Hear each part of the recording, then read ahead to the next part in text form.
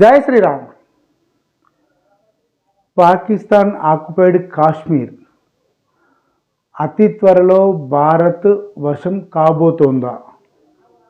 ఇప్పుడు సాధారణంగా జాతీయవాదులో కానీ లేకపోతే మేధావి వర్గంలో కానీ లేకపోతే సాధారణంగా రాజకీయాల గురించి విచారం చేసే వారందరూ కూడా ఆలోచిస్తున్నది ఏంటి అంటే పీఓకే భారత్ వశం అవుతుందా, అంటే భారత్ కంట్రోల్లోకి వస్తుందా రాదా, వస్తే ఎలా రాకపోతే ఎలా, ఇది ఇప్పుడు జరుగుతున్న చర్చ.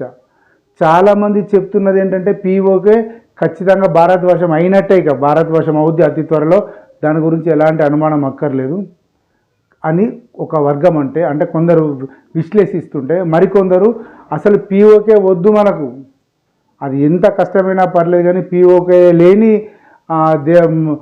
రాజ్యాన్ని భారతదేశాన్ని మనం కోరుకుందాం. ఎందుకంటే పీఓకే కోరుకుంటే మళ్ళీ అక్కడ నుంచి వచ్చే ఈ మైనారిటీస్ ముస్లిం వర్గం అంతా భారతదేశంలోకి వచ్చేసి ఈ జనజీవన స్రవంతి లోపల ఈ జన విస్ఫోటనం చేస్తారు వాళ్ళు.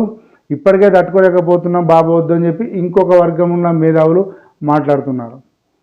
అయితే ఇక్కడ అలాంటిది ఏమీ లేకుండా బేసికల్గా న్యాయంగా కనుక అంటే వాస్తవ దృష్టితో కనుక ఆలోచిస్తే పీఓకేను భారత్ వశం చేసుకోవడం, తన కంట్రోల్లోకి చేసుకోవడం, తన భారత యూనియన్లో కలుపుకోవడం అనేది చాలా చాలా ముఖ్యమైన విషయం, అవసరమైన విషయం. జాతీయత భావంతో ఆలోచిస్తే ఇదే కరెక్ట్. ఎందుకు కరెక్ట్ అంటే పోయింది కొన్ని పొరపాట్లు జరిగినాయి, గతం లోపల జరిగినాయి కొన్ని పొరపాట్లు. ఆ పొరపాట్లను ఇప్పుడు సరిదిద్దుకోవాల్సిన అవసరం ఉంది. అట్లనే అఖండ భారత్ అని చెప్పని ఆలోచించి దాన్ని డిస్టర్బ్ చేసుకోవడం కాదు. ఈ ఫస్ట్ అయితే పీఓకే భారతదేశంకు రావాల్సిందే.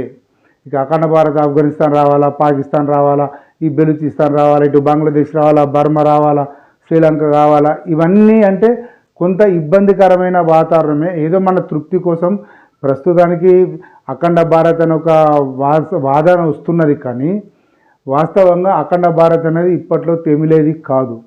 కానీ పీఓకేను ఇప్పుడు భారత్ వశం చేసుకోవడం లేదా భారత్ను వాళ్ళే చేజేతులారా ఎట్లాగైతే నిజాం నవాబు సర్దార్ వల్లభాయ్ పటేల్ గారికి అప్పచెప్పారో అలాంటి పరిస్థితే ఇప్పుడు పాకిస్తాన్ గురించి వస్తుంది, పీఓకేకు వస్తుంది. ఇలాంటి పరిస్థితే అంటే పీఓకేను కూడా పాకిస్తాన్ అలాగే ఎలాగైతే తెలంగాణ నైజాం రాజు అప్పచెప్పాడో అలాగే పీఓకేను కూడా ఆ ప్రభుత్వం మించ బేషరతుగా అప్పచెప్పుతుంది అనేదే చాలామంది చెబుతున్నమాట.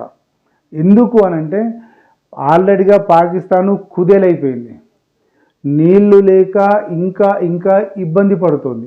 సరే నీళ్లు మనం ఇస్తాము ఇవ్వము అనేది తర్వాత విషయమైనా కూడా భారత్ పెట్టిన 2 షరతులు ఏంటి? సింధు నది గురించి మాట్లాడద్దు, దాని తర్వాత పీఓకే గురించి, ఈ 2 ఖచ్చితంగా మాకు కావాల్సిందే.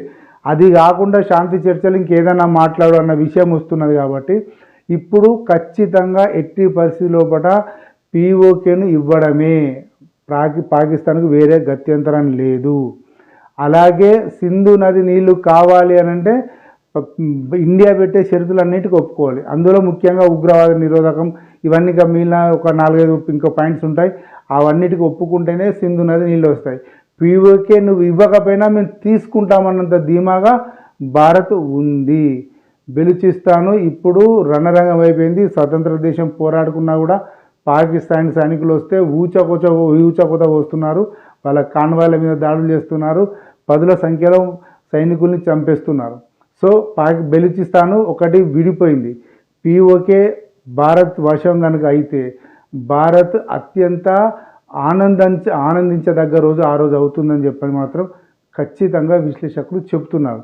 అలాంటి రోజు కోసం మనం అందరం వేచి చూస్తాం.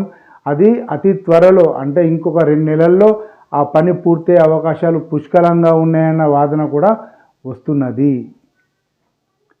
జై శ్రీరామ్.